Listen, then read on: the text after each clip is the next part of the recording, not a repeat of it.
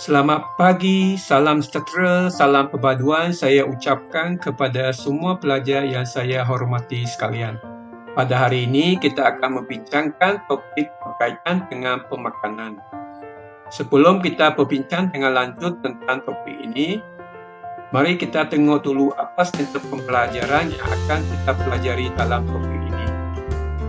Antara strategi pembelajaran yang akan kita pelajari dalam topik ini adalah yang pertama, membincangkan tentang keselamatan makanan dan kualiti makanan. Yang kedua, mengaplikasikan cara memilih makanan yang selamat dan berkualiti untuk mengelak keracunan makanan dalam pemakanan harian. Dan yang ketiga, menilai makanan yang diambil berdasarkan keselamatan makanan dan kualiti makanan. Makanan adalah sangat penting kepada manusia untuk meneruskan kehidupan. Makanan merupakan sumber tenaga yang mendorong pelaku tindak balas kimia dalam sel. Pemakanan boleh didefinisikan sebagai satu bidang sains yang berkaitan dengan pembekalan, pengambilan dan penggunaan makanan oleh sesuatu organisma. Pemakanan sihat pula merupakan proses pengambilan makanan yang berkualiti untuk menjaga kesihatan dan menjauhi penyakit. Mari kita tengok apakah maksud keselamatan makanan. Keselamatan makanan merujuk pada makanan yang bersih dan bebas daripada sebarang kuman berbahaya, racun, toksin dan juga bahan buangan yang lain.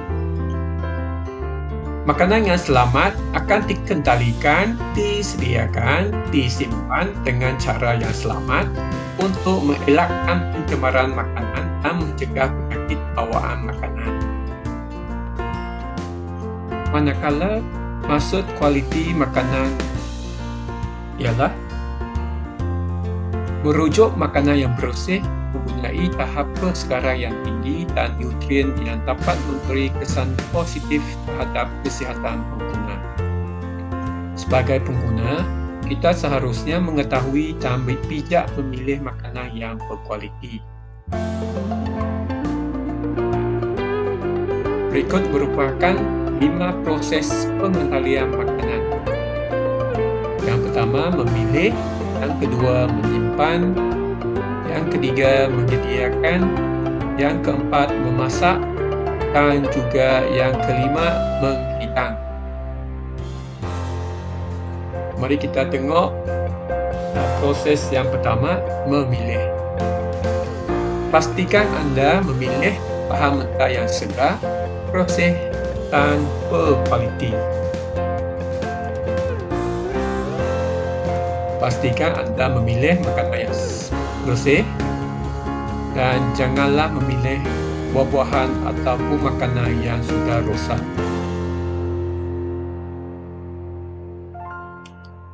Pastikan anda memilih bahan mentah jenis basah seperti ikan dan daging yang segar, dan bukannya anda memilih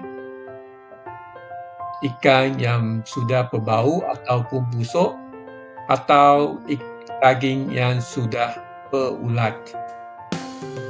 Berikut merupakan contoh pemilihan bahan mentah jenis kering. Dari segi pemilihan bahan mentah makanan yang telah diproses,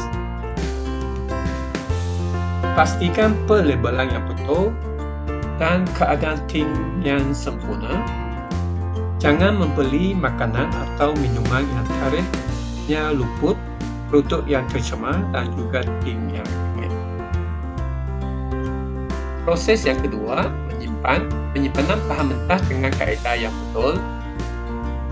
Ini merupakan jenis-jenis penyimpanan bahan mentah di dalam peti sejuk.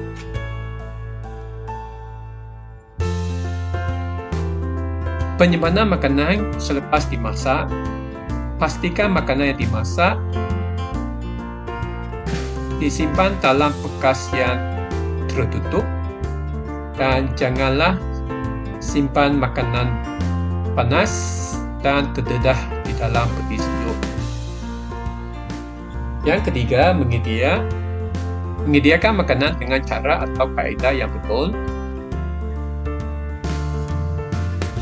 Semasa menyediakan makanan, sekiranya Anda sakit, pastikan Anda mendapatkan rawatan.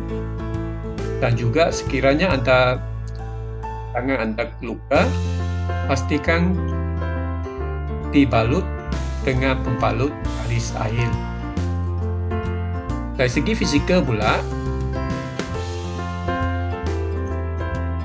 pastikan sentiasa mandi, kuku pendek dan bersih. Janganlah Anda memakai aksesori berkuku panjang dan juga kuku diwarnakan. Ini adalah amalan baik dalam penyediaan makanan: memakai sarung tangan, menggunakan penyepit, mencuci peralatan di sinki dan juga mencuci tangan selepas menyediakan makanan. Yang keempat, memasak. Makanan dimasak dengan sempurna. Ini adalah amalan buruk apabila memasak, merasa makanan dengan tangan, merokok, menggaru, menyentuh makanan dengan tangan, menggoreng hidung dan juga batuk ke arah makanan. Pastikan Anda memasak di tempat yang bersih dan bukannya Anda memasak di tempat-tempat yang kotor. Dari segi fizikal, apabila Anda memasak, pastikan Anda memakai topi ataupun penutup kepala, bajunya bersih dan memakai apron, kasut dan juga sarung tangan. Pastikan Anda jangan memasak terlalu awal.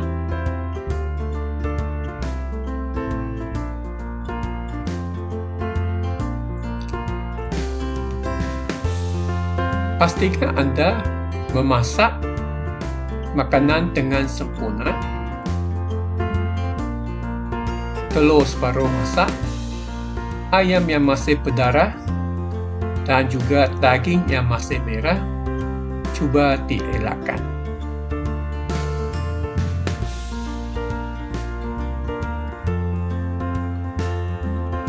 Dan akhir sekali ialah penghidangan. Menghidang makanan dengan kaedah yang sesuai.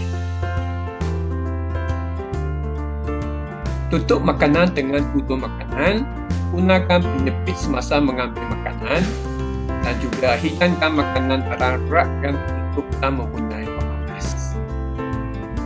Janganlah Anda menghidangkan makanan secara bertindih. Jangan biarkan makanan itu terdedah.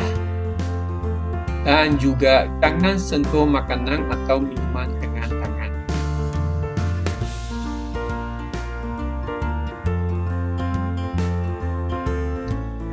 Dari segi pembungkusan makanan, makanan dibungkus dengan pembungkus yang sesuai.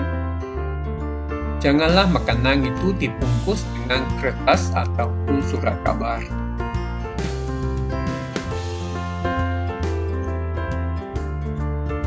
Sebagai pengguna, kita seharusnya mengetahui dan bijak memilih makanan yang berkualiti dan selamat digunakan. Mari kita tengok cara memilih makanan ataupun minuman yang sihat dan selamat. Yang pertama, Anda perlu melihat keadaan luar bungkusan. Yang kedua, melihat tempat penyimpanan yang sesuai. Yang ketiga, menggunakan teriak. Dan yang keempat, membaca tarikh luput.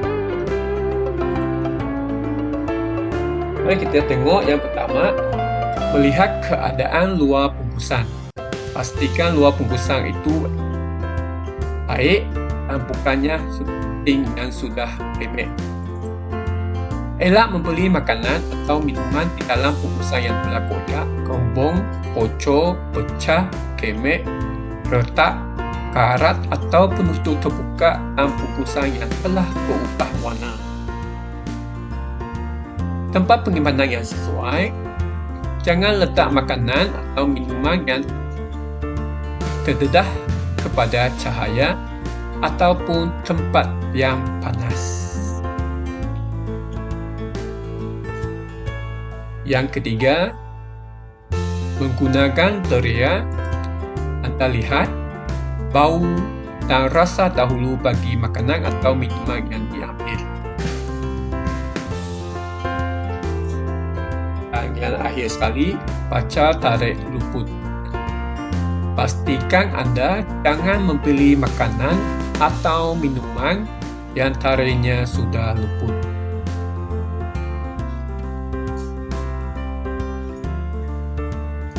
Okay. Mari kita tengok pula cara penyimpanan makanan yang sihat. Pastikan makanan mentah tidak diletak dan dibiarkan di atas lantai. Pastikan simpan makanan yang mudah rosak di dalam peti sejuk. Pastikan makanan telah dimasak tidak terdedah melebihi 4 jam pada suhu bilik. Dan pastikan menyimpan makanan pada suhu di bawah 4 darjah Celsius jika telah dibuka. Akhir sekali, mari kita lihat kepentingan menjaga keselamatan dan kualiti makanan. Untuk mengelakkan berlakunya keracunan makanan, untuk menghindari berbagai jenis penyakit, untuk mendapatkan maklumat tentang makanan yang hendak dihasilkan, membekalkan nutrien yang diperlukan, merancang pemakanan harian, dan akhir sekali meningkatkan tahap kesihatan diri.